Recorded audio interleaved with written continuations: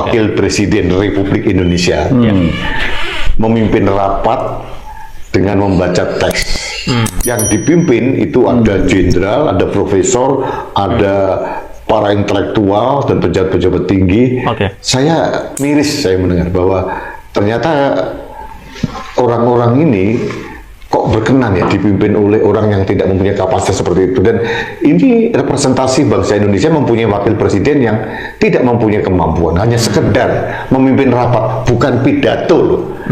Itu harus pakai teks. Artinya dengan jelas kita bisa melihat kapasitas dan kapabilitas yang bersangkutan memang benar apa yang kita duga selama ini, tidak mempunyai kemampuan. Ini yang disorong-sorong oleh bapaknya, dipaksakan oleh bapaknya yang bernama Jokowi untuk menjadi wakil presiden dengan mengotak-atik undang-undang, mengakali konstitusi melalui pamannya dan merusak demokrasi.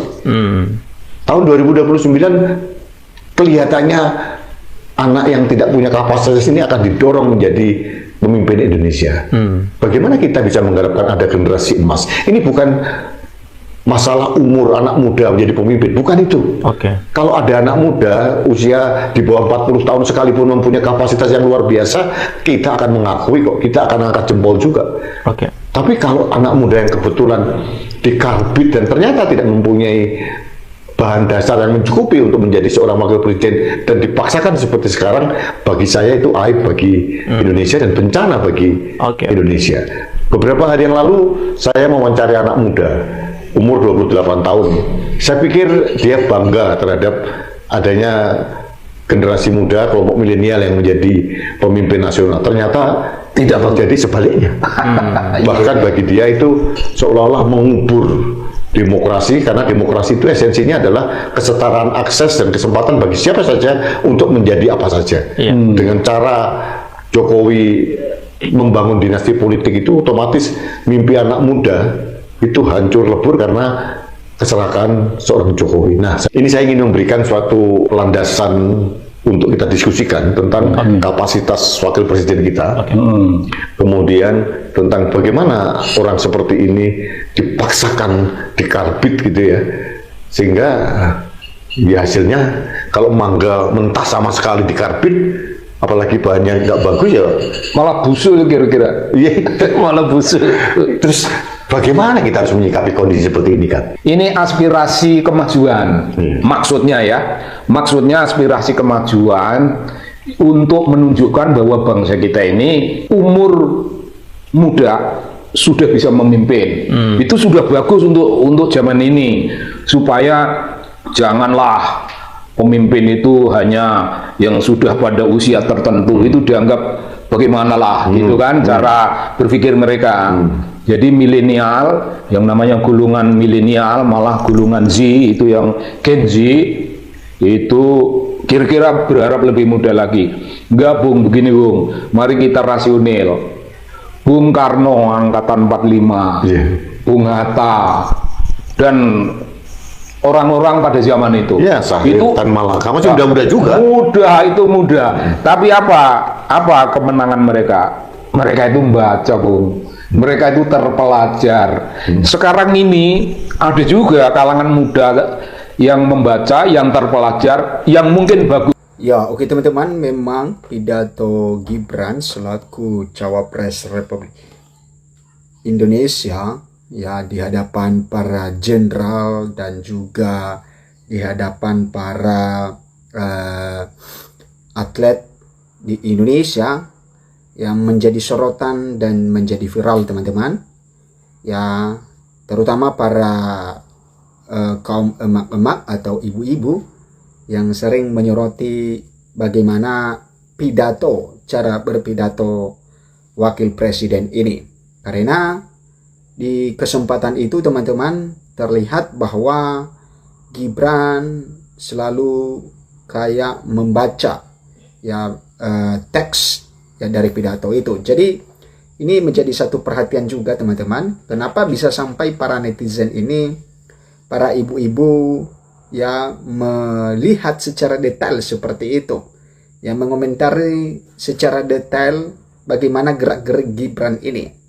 Dan itulah yang dialami oleh seorang pemimpin, teman-teman, karena Gibran ini adalah wakil presiden Republik Indonesia yang menjadi pemimpin di negara ini yang 270 juta lebih jiwa, maka tentu dia menjadi salah satu pedoman. Nah, jadi kalau pedoman melakukan sesuatu hal yang tidak berkenan di hati rakyat, maka itulah siap-siap untuk dikritik. Ya, siap-siap untuk kritik secara tegas, ya, secara terus-menerus. Karena pemimpin itu sedikit saja melakukan kesalahan, maka itu banyak sekali yang mengkritik mereka. Dan itulah yang dialami oleh Gibran ini, teman-teman. Apalagi di dalam penyebutan salah satu kalimat di pidato tersebut, ya, Gibran salah mengucapkan atau salah menyebut. Nah, ini juga menjadi satu perhatian netizen lagi. Ya, mereka mengomentari ini dan banyak alasan mereka kenapa ya mereka melakukan hal yang demikian. Nah, jadi ya inilah faktanya sekarang. Kita memiliki ya wakil presiden yang seperti ini, dan juga kita memiliki warganet yang seperti itu. Nah, jadi sama-sama untuk dimaklumi. Nah, di sini dikatakan bahwa kesulitan sebut Paralimpiade pidato Gibran di Hari Disabilitas jadi sorotan. Nah, hanya gara-gara teman-teman ya mengucapkan Paralimpiade, ya Gibran ya salah mengucapkan atau kesulitan mengucapkan Paralimpiade ini udah menjadi sorotan. Nah, apalagi kalau sudah berbuat yang sangat-sangat fatal, teman-teman, maka itu menjadi heboh dari Sabang sampai Merauke. Oke, kita lihat bagaimana pidato wakil presiden ini, teman-teman. Nah, wakil presiden Wapres yaitu Gibran Rakabuming Raka memberikan sambutan di acara puncak di Hari Disabilitas Internasional yang diselenggarakan di Taman Ismail Marzuki. Nah, ini pada hari Selasa, teman-teman, 3 Desember 2024, ya beberapa hari yang lalu. Ya, ini sudah selesai. Nah, kemudian kita lanjut, teman-teman. Dalam video yang beredar itu, ya Wapres tampak mengenakan baju batik berwarna coklat tua. Nah, pada menit awal sambutannya, ya Gibran Rakabuming Raka selaku Wapres Republik Indonesia menyampaikan permohonan maaf kepada para hadirin karena ya Bapak Presiden Prabowo Subianto tidak dapat hadir karena berhalangan, kata Gibran. Nah, ini yang diucapkan oleh Gibran, teman-teman. Nah, pertama-tama saya sampaikan salam hormat ya dan bangga dari Bapak Presiden untuk dapat dan Ibu semua. Bapak Presiden, mohon maaf tidak bisa hadir hari ini karena sedang berada di luar kota. Tapi doa dan harapan Bapak Presiden selalu beserta Bapak Ibu semua. Nah, ucap putra sulung Jokowi tersebut ya, atau Gibran Rakabuming Raka. Nah, kemudian kita lanjut bagaimana perkataan Gibran setelah itu, teman-teman. Namun ya warganet juga menyoroti sambutan Gibran yang dinilai terlalu menyontek teks. Nah, ini menjadi sorotan lagi, teman-teman. Ya, mereka melihat bahwa dalam pidato itu ya Gibran ya menyontek teks, ya, apalagi juga di situ ada para jenderal dan lain sebagainya. Jadi itu yang menyebabkan mungkin dia supaya tata bahasanya itu bahasa yang baku, dan makanya dia menggunakan teks di dalam hal itu, ya.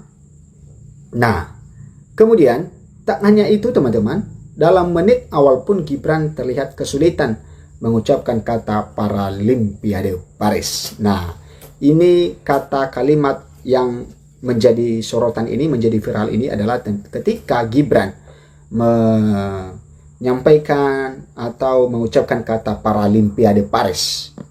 Nah, ini persis kata-kata Wapres Gibran, teman-teman. Dia mengatakan, ya, misalnya pada Paraliam, ya Paralimpiade Paris tahun ini. Ya hanya saja dia mengucapkan Paralimpiade. Nah, jadi hanya kesalahan itu teman-teman, dan itu sudah menjadi heboh. Indonesia berhasil membawa 14 medali terbanyak sejak 1976. Tahun 2022, waktu itu saya masih wali kota Solo. Solo ditunjuk sebagai tuan rumah ASEAN Para Games 2022 tambah Gibran. Nah, ini viral pertama kali teman-teman di media sosial X atau dulunya itu Twitter. Nah, ini diunggah oleh akun MDY Asmara 1701 pada 3 Desember 2024. Dan setelah diunggah itu teman-teman, banyak yang menyoroti ya video tersebut, banyak yang berkomentar negatif, ada juga yang berkomentar positif di dalamnya. Artinya terjadi pro dan kontra. Nah, katanya di sini full pidato Wapres Gibran hadir puncak peringatan Hari Disabilitas Internasional 2024, cuit pemilik akun dalam keterangan pada unggahannya itu. Nah, unggahan tersebut sontak menuai beragam komentar dari pengguna X lainnya yang menyoroti cara sambutan Gibran Raka Buming Raka. Nah, itu teman-teman mengenai momen ketika Wapres Gibran itu disoroti oleh warganet.